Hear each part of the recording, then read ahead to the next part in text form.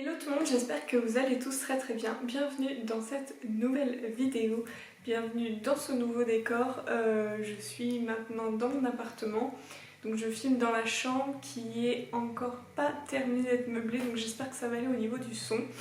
Je me suis mis là parce que je me suis dit que ça pourrait être un peu plus sympa à voir, voilà, parce que c'est un peu le point beau de l'appartement. Donc voilà, aujourd'hui on se retrouve dans une vidéo que je fais un peu tardivement parce que je suis rentrée assez tard de vacances, après j'ai eu plein de choses etc.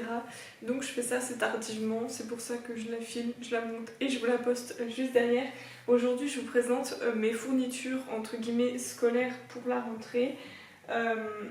J'ai pas acheté énormément de choses déjà parce que j'ai pas eu le temps. Donc par exemple il me manque un petit agenda que je pourrais pas vous présenter.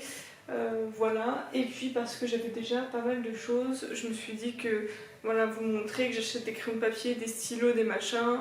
Vous avez déjà la vidéo de l'année dernière que je vous mets dans le petit i si jamais ça vous intéresse, mais j'ai pas racheté tout ça parce que je l'avais déjà. Donc voilà, je vous montre les choses un petit peu nouvelles, je vous explique un petit peu mon fonctionnement, même si je sais pas si ça va être encore mon fonctionnement total, étant donné, je vous rappelle que j'arrive dans une nouvelle école avec un triple niveau. Donc voilà, c'est pas forcément, je ne sais pas trop à quoi m'attendre, donc on verra bien.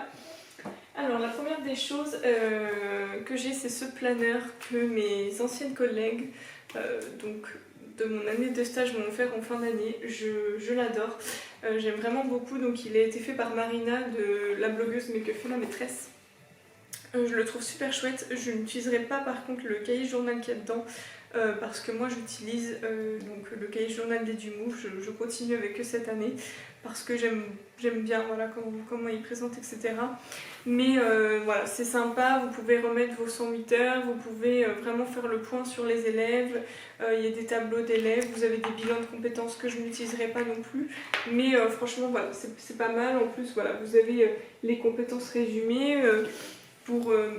Moi je me dis même en première année, ça aurait été un truc super utile d'apprendre à voir comment on formule bien les compétences etc, comment on les écrit dans le LSU etc. Enfin là c'est...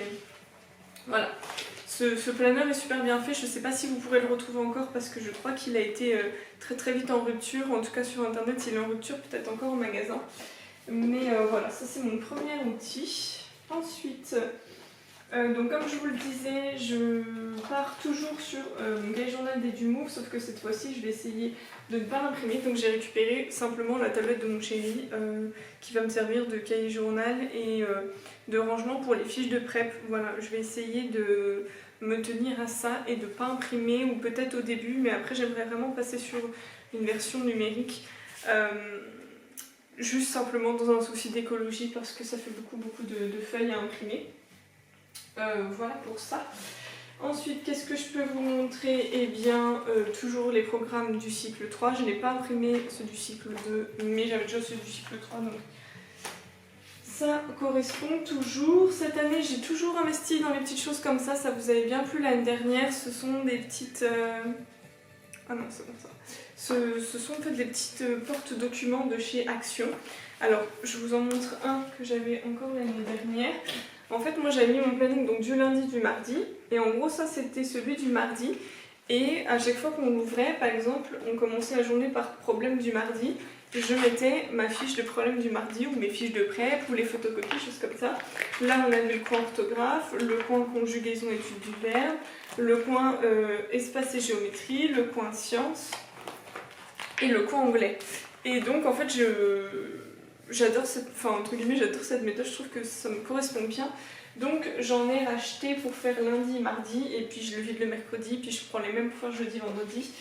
Donc j'en ai deux roses qui vont me servir pour les CM et deux bleus qui vont me servir pour les CE2.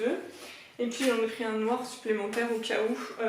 J'avais eu une folle idée de prendre le noir, et pas possible de me souvenir c'était pour faire quoi, donc quand l'idée reviendra, voilà.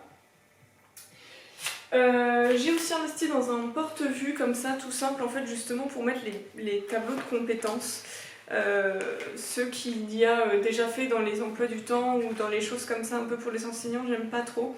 Donc en fait je compte simplement, j'aurais pu vous la faire avant de filmer cette vidéo mais je suis un peu à la bourre. Je compte faire en fait comme une feuille de tableur en mettant leur prénom une fiche par exemple pour orthographe CM, une fiche pour orthographe CE, une fiche pour, voilà, vous avez compris, mettre les compétences en haut et puis mettre des codes couleurs à qui, non à qui ou des choses comme ça. Et c'est bien plus rapide après pour remplir les LSU, et je pense déjà au LSU avec 3 niveaux, je vais me faciliter la vie. Donc voilà pour ça, et le reste c'est un peu plus du matériel pédagogique on va dire. Je re-signe toujours pour la méthode Réussir en grammaire, donc de chez Retz. Je l'avais utilisée uniquement pour la conjugaison l'année dernière, en milieu d'année on me l'avait conseillé, et en fait j'ai beaucoup aimé, donc je vais partir aussi là-dessus sur la grammaire.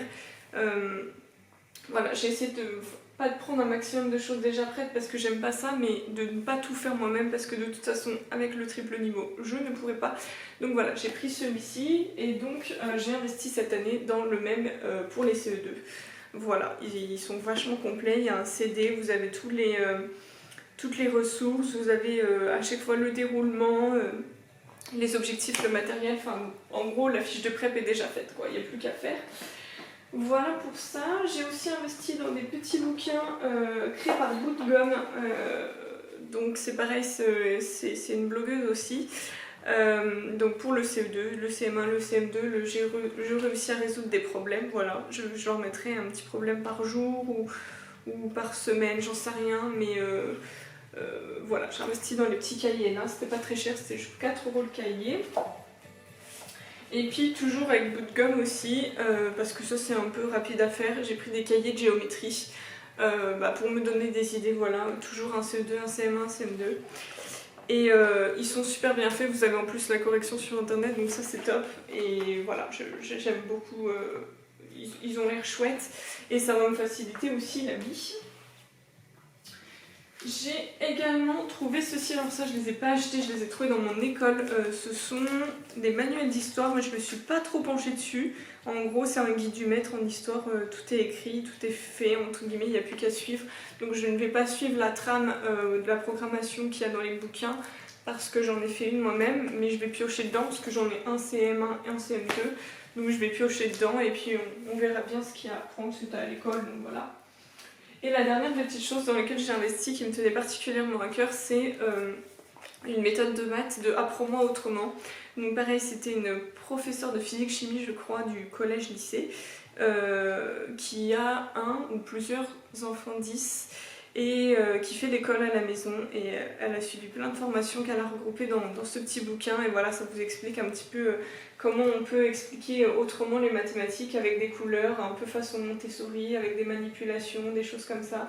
Enfin vraiment voilà, c'est super. En plus il y a des petits QR codes pour voir des vidéos. Je me suis pas encore trop penchée pareil dessus. J'ai un peu regardé déjà pour les fractions. Mais je trouve ça chouette en fait d'essayer de leur faire apprendre autrement, sachant que moi je ne pourrais absolument pas faire des cours comme des cours magistrales où je suis au tableau et puis eux ils écoutent. Avec 3 niveaux c'est pas possible, donc il va falloir que je passe par la manipulation, par des ateliers, par des choses comme ça. Donc ça peut être vraiment très utile, et elle en a aussi pour le langage, donc moi j'ai pris 9-10 ans en gros, c'est pour le niveau CM quoi. Donc voilà pour ça. Bah écoutez, j'espère que cette vidéo, assez courte d'ailleurs, je crois qu'elle fait 8 minutes, vous aura plu. N'hésitez pas à me rejoindre sur Instagram, je vous mets mon Instagram ici. Je vous fais de très gros bisous, je vous dis à la prochaine et bon courage pour tous ceux qui sont nouvellement PE ou qui ont une nouvelle classe à la rentrée. Salut!